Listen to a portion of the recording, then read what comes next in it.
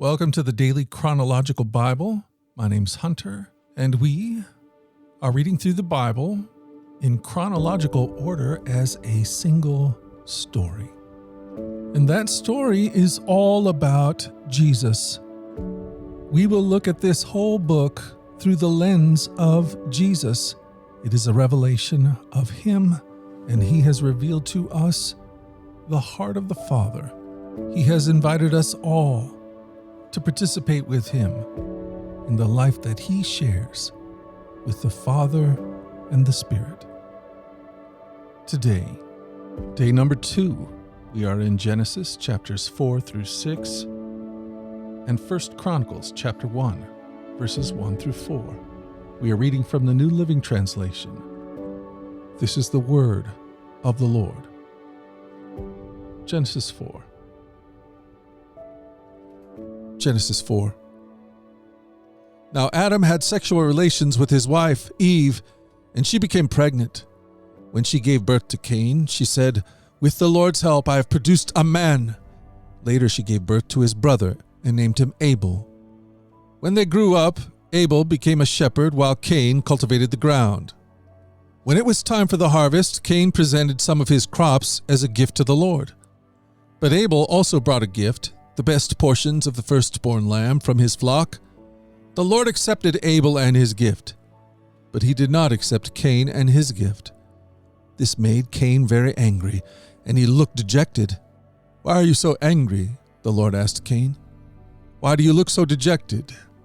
You will be accepted if you do what is right, but if you refuse to do what is right, then watch out. Sin is crouching at the door, eager to control you, but you must subdue it and be its master." One day Cain suggested to his brother, "Let's go out into the fields." And while they were in the field, Cain attacked his brother Abel and killed him. Afterward, the Lord asked Cain, "Where is your brother? Where is Abel?" "I don't know," Cain responded. "Am I my brother's guardian?" But the Lord said, "What have you done? Listen, your brother's blood cries out to me from the ground. Now you are cursed and banished from the ground, which has swallowed your brother's blood. No longer will the ground yield good crops for you, no matter how hard you work. From now on, you will be a homeless wanderer on the earth." Cain replied to the Lord, "My punishment is too great for me to bear. You have banished me from the land and from your presence. You have made me a homeless wanderer. Anyone who finds me will kill me." The Lord replied, "No, for I will give a 7-fold punishment to anyone who kills you." Then the Lord put a mark on Cain to warn anyone who might try to kill him. So Cain left the Lord's presence and settled in the land of Nod, east of Eden. Cain had sexual relations with his wife, and she became pregnant and gave birth to Enoch. Then Cain founded a city, which he named Enoch, after his son. Enoch had a son named Arad. Arad became the father of Mehujael. Mehujael became the father of Methushael. Methushael became the father of Lamech. Lamech married 2 women. The first was named Adah, and the second was Zillah. Adah gave birth to Jabal, who was the first of those to raise livestock and live in tents. His brother was named Jubal, the first of all who play the harp and flute. Lamech's other wife, Zillah, gave birth to a son named Tubal-Cain. He became an expert in forging tools of bronze and iron. Tubal-Cain had a sister named Naamah. One day Lamech said to his wives, "Adah and Zillah, hear my voice. Listen to me, you wives of Lamech. I have killed a man who attacked me, a young man who wounded me. If someone who kills Cain is punished 7 times, then the one who kills me will be punished 77 times. Adam had sexual relations with his wife again, and she gave birth to another son. She named him Seth, for she said, "God has granted me another son in place of Abel, whom Cain killed." When Seth grew up, he had a son and named him Enosh. At that time, people first began to worship the Lord by name. Genesis 5. This is the written account of the descendants of Adam. When God created human beings, He made them to be like Himself. He created them male and female, and He blessed them and called them human. When Adam was 130 years old, he became the father of a son who was just like him. In his very image, He named his son Seth. After the birth of Seth, Adam lived another 800 years, and he had other sons and daughters. Adam lived 930 years, and then he died. When Seth was 105 years old, he became the father of Enosh. After the birth of Enosh, Seth lived another 807 years, and he had other sons and daughters. Seth lived 912 years, and then he died. When Enosh was 90 years old, he became the father of Kenan. After the birth of Kenan, Enosh lived 815 years, and he had other sons and daughters. Enosh lived 905 years, and then he died. When Kenan was 70 years old, he became the father of Mahalalel. After the birth of Mahalalel, Kenan lived another 840 years, and he had other sons and daughters. Kenan lived 910 years, and then he died. When Mahalalel was 65 years old, he became the father of Jared. After the birth of Jared, Mahalalel lived another 830 years, and he had other sons and daughters. Mahalalel lived 895 years, and then he died. When Jared was 162 years old, he became the father of Enoch. After the birth of Enoch, Jared lived another 800 years, and he had other sons and daughters. Jared lived 962 years, and then he died. When Enoch was 65 years old, he became the father of Methuselah. After the birth of Methuselah, Enoch lived in close fellowship with God for another 300 years, and he had other sons and daughters. Enoch lived 365 years, walking in close fellowship with God. Then one day he disappeared, because God took him.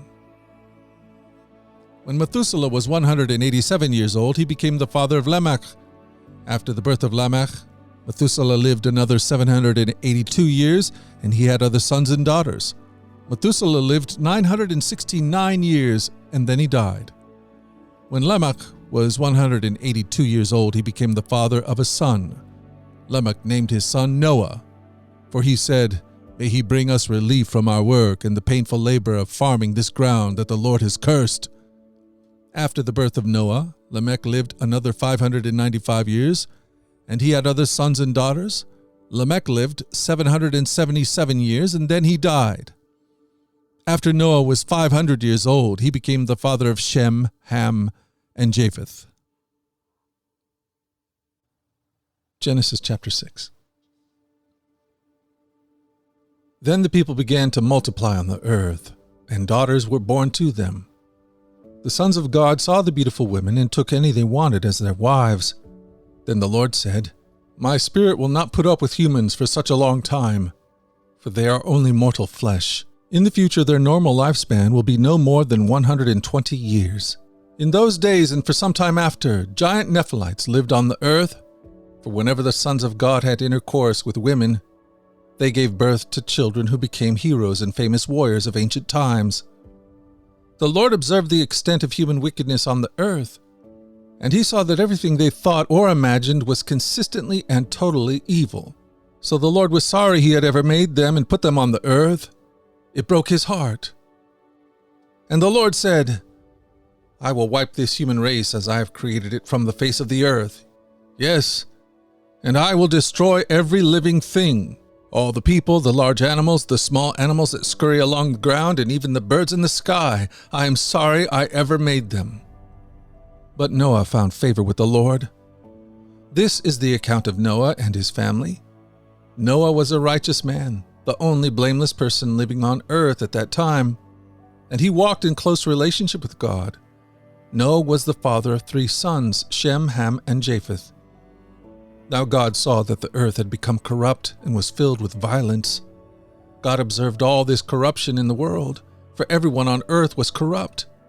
So God said to Noah, "I have decided to destroy all living creatures, for they have filled the earth with violence. Yes, I will wipe them all out, along with the earth. Build a large boat from cypress wood and waterproof it with tar inside and out. Then construct decks and stalls throughout its interior. Make the boat 450 feet long, 75 feet wide, and 45 feet high. Leave an 18-inch opening below the roof all the way around the boat. Put the door on the side and build 3 decks inside the boat, lower, middle, and upper. Look, I am about to cover the earth with a flood that will destroy every living thing that breathes. Everything on earth will die. But I will confirm my covenant with you.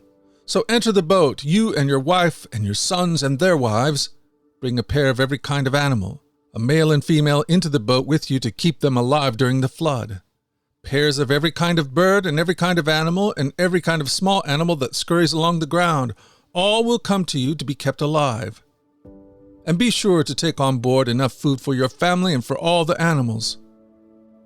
So Noah did everything exactly as God had commanded him. This is the word of the Lord.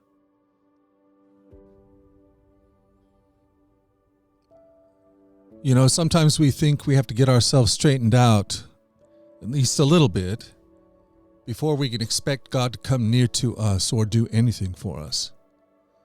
But that's not the gospel at all. We are the ones that run and hide from him. He's not the one who hides from us. No, he comes to us. In today's scripture, we see that Adam and Eve are banished from the garden. And oftentimes we read these passages, or at least they exist in our mind, in such a way that we think that they are banished because God is so holy that he can't stand to be in the presence of us or our sin, that somehow his holiness would be violated by being anywhere near us.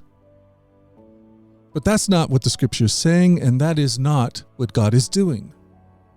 No, he is banishing Adam and Eve, but they are banished so that in their state of blindness and delusion that came over them when they agreed with the serpent and disobeyed God's instructions, so that in that state they would not do something that could not be undone. No, God is not so holy that he must separate himself from you.